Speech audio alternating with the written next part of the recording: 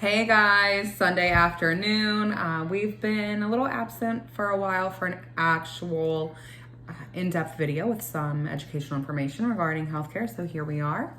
Well, today we're going to talk about, kind of health insurance and why health insurance makes you do certain things before they'll cover a test for you.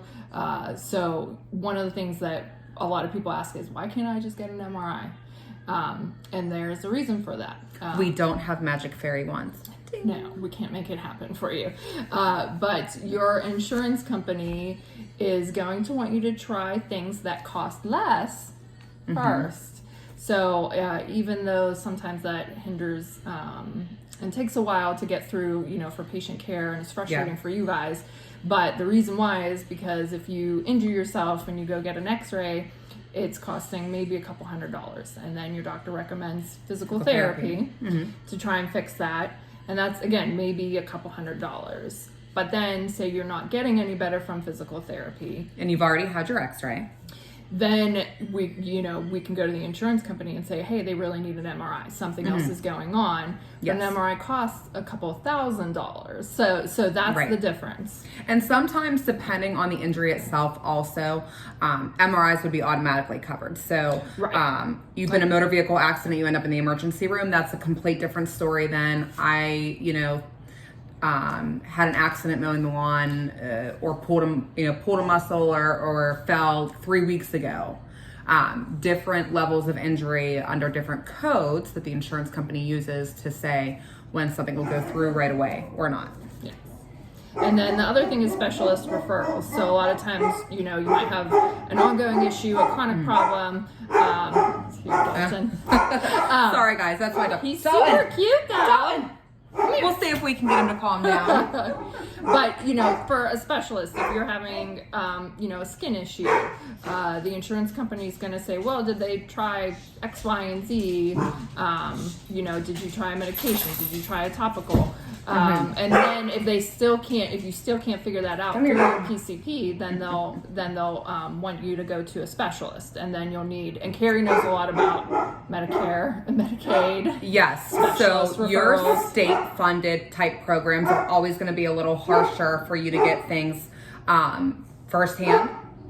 Whether it's a medication, a test, a specialist, physical therapy, they're really going to ask for a lot of information before they will cover things. Again, this all depends. Is this in an outpatient setting, in an emergency setting? They will vary, and each state probably has much a bigger difference in what is listed under their insurance policies, what type of coverage, and what you need to do. For example, Trulicity is commonly covered here in PA under a Medicaid or Medicare policy, or at least this year it is. But you still have to do a prior auth to say why you need it. They'll cover it, but they're going to make you cross your T's and dot your I's because, your doctor just says you need it, but that really is probably not true. Sarcasm there. And it's we know one of the things that Carrie and I deal with all the time is the frustration of patients, and unfortunately, the American healthcare system kind of is dictated by insurance companies. Your doctors would love to have you absolutely go get an MRI first or try this medication first because they know that it'll work or that's what you need, and that's where we come in and we tell the doctors, hey, this isn't covered. It needs to be covered. We need to do this, this first to get things covered for, and so it's very frustrating. And very similar. So a little bit off topic because we were talking about tests getting covered. If you have Medicare here in Pennsylvania and you need a walker or you need a shower chair for your grandmother because she can't stand in the shower, you need this or you need that. We have learned that the insurance company prior to COVID really wants some very specific information to be included, and you have to see your doctor first. You can't just call in and say, hey, my grandma needs a wheelchair and we can just order it. It used to be that way, but now we have to have you either come in for a virtual visit or an in-person visit and really document a lot of the reasons why your patient is going to benefit from having this. So we're fighting with them you guys, for everything, Yes, all yes. the time. And like one thing we say in nursing is if it's not documented, it didn't happen, and that goes for getting things covered for insurance. Like, something as simple as I tried Tylenol and ibuprofen, and I did physical therapy, or three simple things, but those three things they want to know so that they're going to pay for your $2,000 MRI. Yes. Or, hey, I've tried nicotine lozenges, I've tried nicotine gum and the patch all on my own before they'll cover Chantix. Right. So, we have to call a lot of patients actually and ask that, because the doctors will just order Chantix because they know it works, but we'll have to call them and say, hey, did you try this? Approximately when did you try it? Yeah. And that usually is enough to get some of those things. And then with covered. insurance as well, there's Carrie knows there's high deductible plans, which actually my parents have, that they pay a butt ton of money for some of their prescriptions, and then they meet their deductible, and then their insurance kicks in. I don't get it all. Carrie knows So more. there's a couple different type of policies, generally speaking. And again, we are in Pennsylvania, so I don't know all of the other states. But typically you have your low deductible, high monthly payment plans. So you may pay more money out of your paycheck if you're working for a company where it's company sponsored health insurance, or even for the commercial plans, it can be a low deductible but a higher monthly upfront payment. So for some people who have a lot of really expensive medical bills, they know they go through a lot every year, our autoimmune disorders or patients with really chronic long-term things will sometimes pick that if they can afford it, because once they meet the deductible, even though their monthly payment is high, if they have a big expense, it's covered at 100%. You then have your low paycheck or low monthly amount with a high deductible. So that one, you're going to pay less money out of your paycheck, but you're going to have a little bit of a higher deductible. Again, once you meet the deductible, then you get lower out-of-pocket expenses.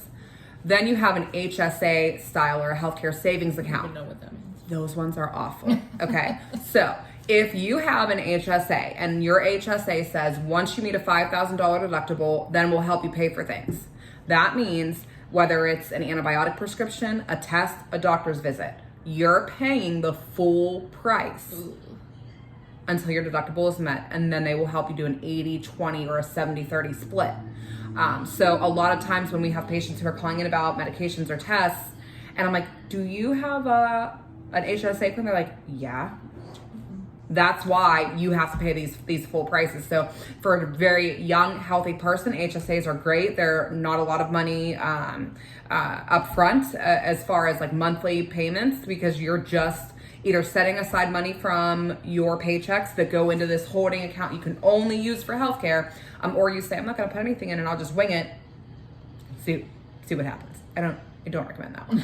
No matter what, just get the low pay, higher deductible style plan. So when something happens, you're not, sinking into debt. Yes.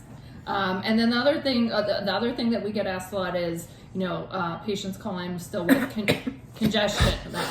congestion, a sore throat, anything. But I was vaccinated, we're still going to recommend you get COVID tested. Yes. And you may say, why am I still getting COVID tested? Why did I get the vaccine? Right. Blah, blah, blah. If you're still going to test So pretty much, and I try to explain this to a lot of patients, in healthcare, in the medical field, they're going to want to roll out the simplest thing first. So right now, what's the simplest answer for anybody having sniffles, cough, congestion is COVID. Okay. Exactly. So we're going to roll that out first. And then if it's not COVID, maybe it's strep throat or a sinus infection or mono. Or mono. Oh, or I think people allergies. forget about mono allergies. My husband's gonna laugh because I think everything's allergies. But so that's what they do. And so unfortunately, it's frustrating. I think a lot of people that have chronic long-term conditions get very frustrated with the healthcare system in America, because we're trying to rule out all of these things. And it's the simplest but most severe, especially now with the Delta variant kind of, we're hearing, we've been talking about COVID for so long. Trust me. There's not a nurse who's not sick about talking about this. Okay. I promise you, you can ask any nurse. They're not gonna be like, oh yeah, I would love to still talk about COVID. No. I'm so glad it's still here. No. It's not going to happen. I have a family member in healthcare at an urgent care type clinic. She handles safety and employee health type information, and we just had dinner together the other night, and she was shocked to tell me at how many of her employees have actually been vaccinated back into December and January when we were first That's vaccinated. when we were vaccinated, yeah. And these people have tested positive, in particular for the Delta variant. Ooh. So, But hopefully not getting as sick. yes, so she did say that's similar to the flu shot. Again, very controversial. Some of you guys may not get the flu shot. That's fine. We're not here to No. tell you you should or shouldn't do anything. That's the brilliance of healthcare and our channel. And we want you to just be educated so And you informed. can make decisions that you feel are good for you. We're not here to tell you what you should or shouldn't do. But it's like the flu shot. You may get the flu shot. Some people still get the flu, but you're getting it a little less severe, is what she is saying about her employees who've had the Delta variant. So as always, stay safe. Yes. Wash your hands. Before you pick your nose. Or don't pick your nose. That too. And if you're sick, don't go around people. Mm-hmm. So, those are the biggest takeaways. Pretty simple. You can follow us multiple different venues. We are have, on Twitter, yes, the Nurse Dose, YouTube. Facebook, WordPress.com. We have a website. Share us, TikTok. like us, ask us questions, And then we'll do a little dance. yes. Tell us the song you would like us to do a fun dance to. We'll see if we can make that happen. All right, guys. Bye, everybody. See Thank ya. you.